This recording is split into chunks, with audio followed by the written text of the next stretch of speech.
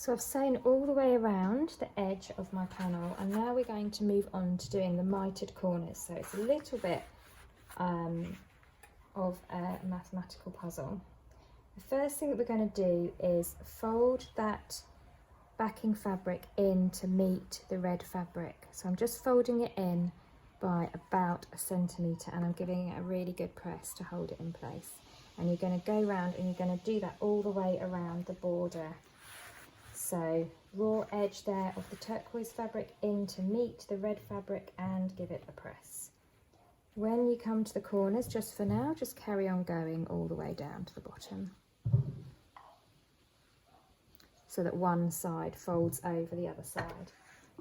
So you're folding it all in by 1 centimetre all the way around, about 1 centimetre.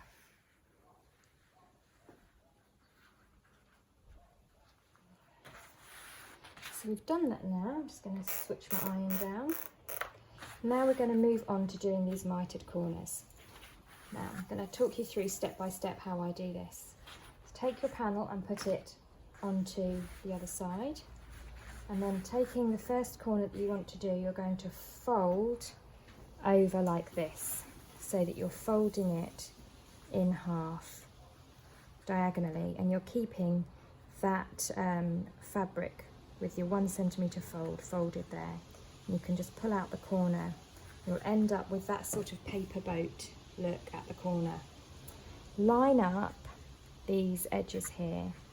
So you've got a, well, it's not quite a square panel, but you've got what almost looks like a right angle triangle there.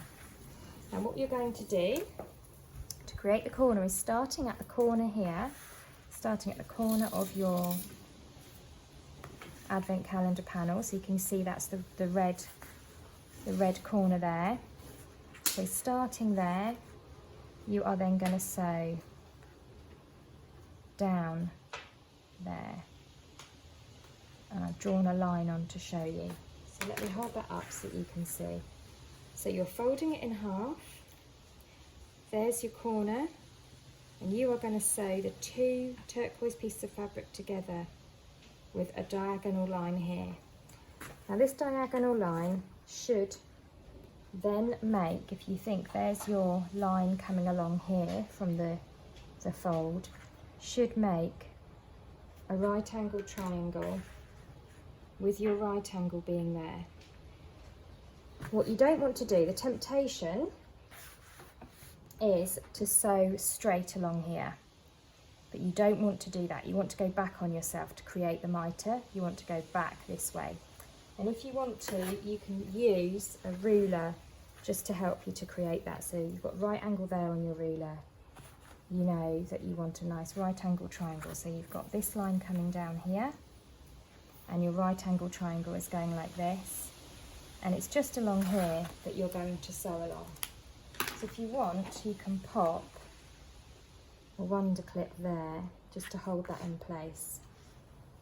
Okay, so you're going to sew through from, you're only sewing through the teal fabric, and you're just going to sew a tiny little seam there, and once that turns back through, you'll end up with a mitered corner, trust me. And you're going to do that for all 4 corners. Okay, so when you fold it back, it kind of looks like that, like it's sticking straight up. Let's do the same for the opposite corner. So I've already pressed everything in. I'm now going to fold this over. These folded edges are matching. And I've got my sort of paper boat there that I look at. I'm going to put my ruler in there and draw my right angle triangle there. See, so there's my triangle with my right angle. I'm going to pop a clip there, and I'm going to sew along there. I'm going to do that for all 4 corners. So here's my first corner that I've drawn on there, and I'm going to sew along this line here. And I'm going to pop that under my machine, move the clip out of the way, lower the foot to get everything in place, and then I'm just going to hand wind the needle down to check that that needle is anchoring the corner of that square that I've drawn, or that triangle. My stitch length I'm going to put back down to just under 2.5, just a normal stitch length. And remember that you had it slightly larger for sewing through the wadding, so you just need to put that back down again, otherwise you're going to go too fast. Obviously bigger stitch lengths means slightly faster sewing. So do a couple of stitches forward, a couple back, and then I'm just going to follow that line that I drew. And incidentally, I used a friction pen to draw that line so it will come off when I iron. There we are. Oops. So now, hopefully, if I hold that there, you can see what I've just sewn, which is this line down here. And when I turn that back through, I will have my mitered corner. So I'm just going to show that to you one more time with one of the other corners. So this is folded here, I've got this triangle here, and I'm going to sew back down here through the backing fabric.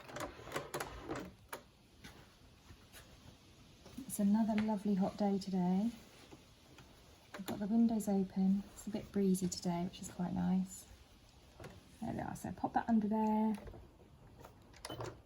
in it goes, making sure that these line up.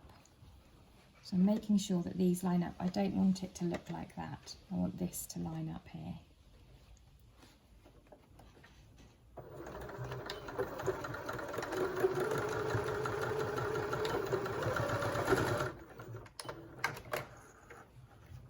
And that's my mitered corners finished.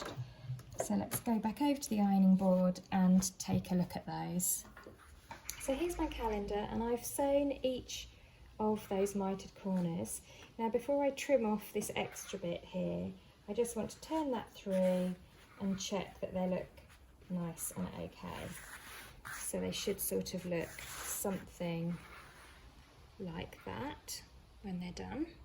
So I'm happy that they're all okay. So now that I know that I've done them correctly, I'm just going to trim off that extra bit of fabric to reduce the amount of bulk in each corner. So I'm just trimming off a little piece like that. And if I notice any threads, I'm going to trim them at the same time as well. So I've got rid of all that bulky excess that's created at the corners, and I'm now going to just turn those corners through. And if you've got a point turner, you can just poke them with a point turner as well to get them looking nice and neat. So I'm just turning them through to the right side. I've turned my mitered corners through, and I'm now going to press my border in, just so that you end up with approximately a 1 centimetre border of turquoise fabric hugging around the outside of your red star fabric.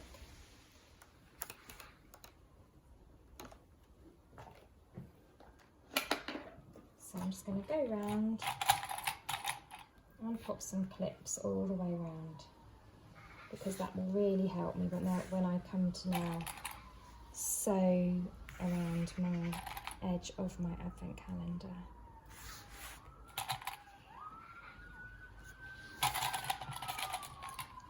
Okay, so I'm going to carry on putting these clips all the way around, and then I'm just going to pop back over to the sewing machine, and I'm going to sew all the way around the edge of this border. So I'll see you in a moment. So I'm going to now go all the way around the edge, and I'm just going to sew nice and close to the edge, maybe a couple of millimetres in. I'm going to really take my time and stitch nice and slowly. Stitch length, I will go for 2.8, and I'm just going to go all the way around the edge. In fact, top tip here, start at the bottom, because sometimes when you come all the way round, you have a little pucker at the end, and if it's at the bottom, it's not going to be quite so visible. She says, speaking from experience. Okay, so hand wind my needle in, make sure that it's roughly where I want it to be, and taking off those wonder clips as I go. And if you've given it all a nice good press, then it should hopefully stay in place. Where's my pedal gone? There it is. Okay, so a few stitches forward, a couple back to lock in my stitches, and off I go. And I am just doing this by eye. If you want, you can match up this edge to something on your needle plate. The problem with that is what you might find is that this isn't completely 100% consistent all the way through. So what I tend to do is I'm looking more at this edge going in here, the difference between the red and the turquoise, and making sure that my stitches are nice and consistent there.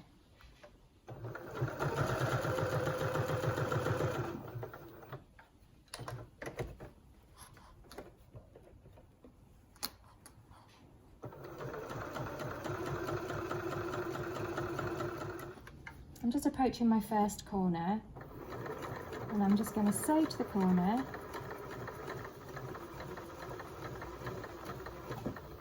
stop with the needle in the fabric, lift and pivot round. And if you've watched this and you feel like actually those mitered corners look a bit fiddly, you can just do fold and fold. You don't have to do the mitered corners at all. And it will look absolutely wonderful either way. I just thought I will show you an extra technique. And if you're not 100% confident about it, just try on a scrap first, have a little experiment, a little play, and you'll get your eye in and you'll get used to how those mitered corners work. And I've used white colour thread throughout, but if you wanted to for this bit, you could try and find a nice turquoisey blue. Oh, we're off again.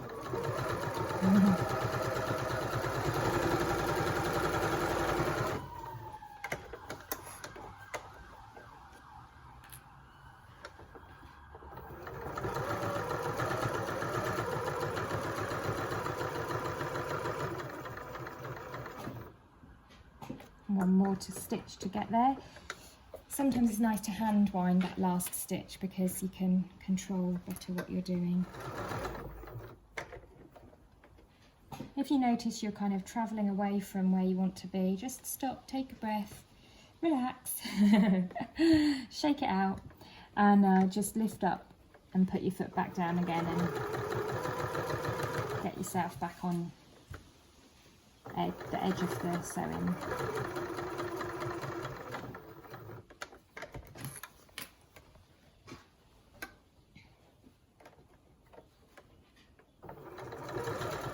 And we're nearly back at the beginning again.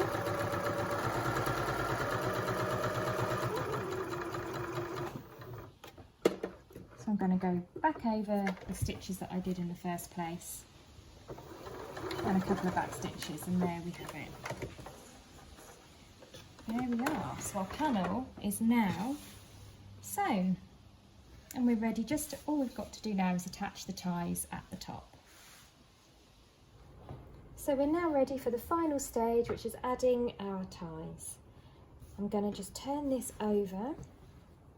I'm going to take my first piece of grosgrain ribbon, fold it in half to get the halfway point, and then I'm going to position it about 8 centimetres in from the edge, 8 or 9 centimetres, let's go 9 actually, in from the edge. I'm just going to pop a pin there to keep it in place.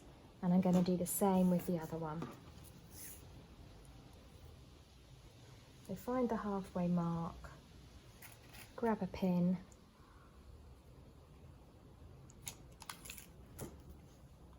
about 8 or 9 centimetres in from the edge. Whatever you do on one side, do the same on the other. Pin it in place. And then I'm going to go over to my machine. And I'm just going to stitch these. Now what I'm going to do is I'm going to stitch on top of my border stitches there, just so that I don't get an unsightly stitch line here. So I'm going to take those over to my machine and stitch them on. So I've got my ties just pinned on there. I'm going to actually transfer that pin from the back to the front on both sides.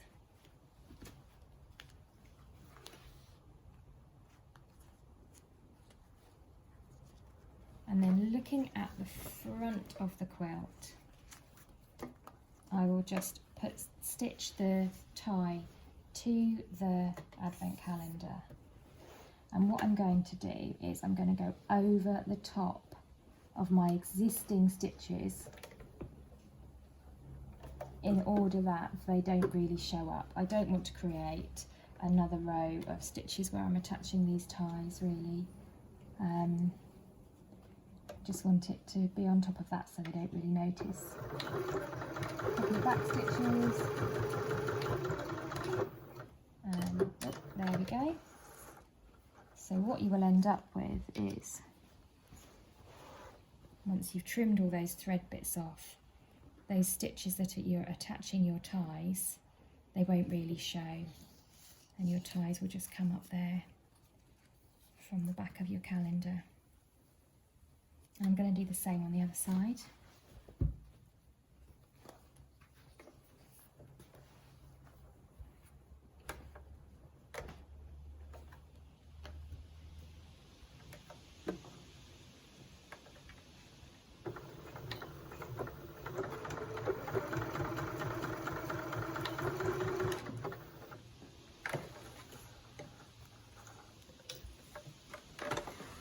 And we're done. Oops, caught up in the machine. So just need to trim off those thread tails there. Trim those away. Get rid of those unsightly bits of thread that are hanging down. Always get one at the back and one at the front.